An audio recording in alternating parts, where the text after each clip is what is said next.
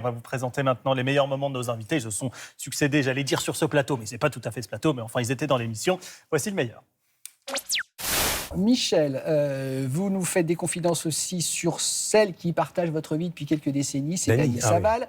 Vous nous rappelez que vous l'avez rencontrée lors d'une émission en 72, imaginée par Claude François. Avec le cœur. Avec le cœur. Titre prémonitoire.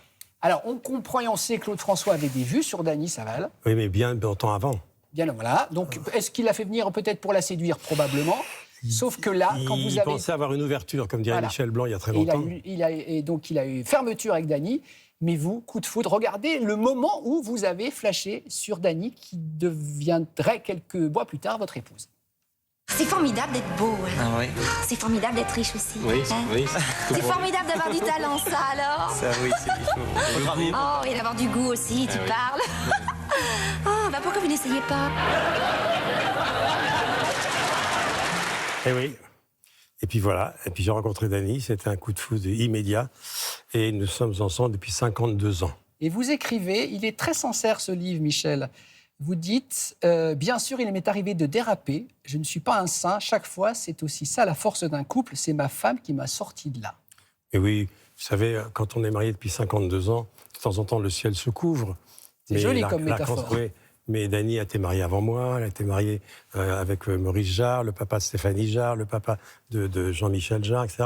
Donc elle avait l'habitude de la vie à deux. Et puis elle m'a tout de suite considéré comme un gamin que je suis.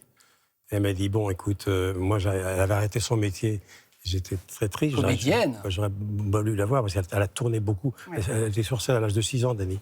Elle a tourné beaucoup de films. Et puis à 29 ans, c'était mon âge à l'époque, elle a dit, non, je vais arrêter.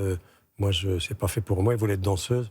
Et puis elle a arrêté sans regret. J'ai dit, mais attends, je t'ai pas vu sur scène, je t'ai pas vu au cinéma. Écoute, ramène des mondes, je m'occupe du reste. Alors, Gérard, qui mettez-vous en tête du peloton de votre cœur? Ma femme. Ah. Ça vaut mieux. Ça me fait plaisir, puisque justement, on avait une petite surprise pour vous.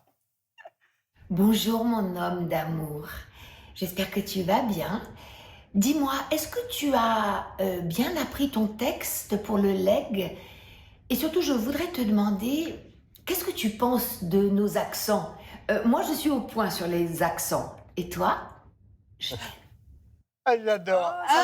Mais quel amour! Ça me fait quelque chose. C'est incroyable. Ça. Mais vous êtes un romantisme. Mais ça me fait un truc. C'est fou, hein, ça. C'est juste un petit message comme ça. Et je sais que c'est pour ça qu'elle ne m'a pas appelé ce matin. Parce que normalement, elle m'écrit une lettre d'amour tous les matins. Oui.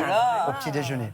Ouais. Écrite? Ouais. Parce qu'elle se lève tôt, 7h moins le quart, 7h à peine. Elle m'écrit vraiment une lettre d'amour tous les matins que je trouve avec mon café le matin. Depuis combien de temps? Et moi, je lui réponds depuis 15 ans.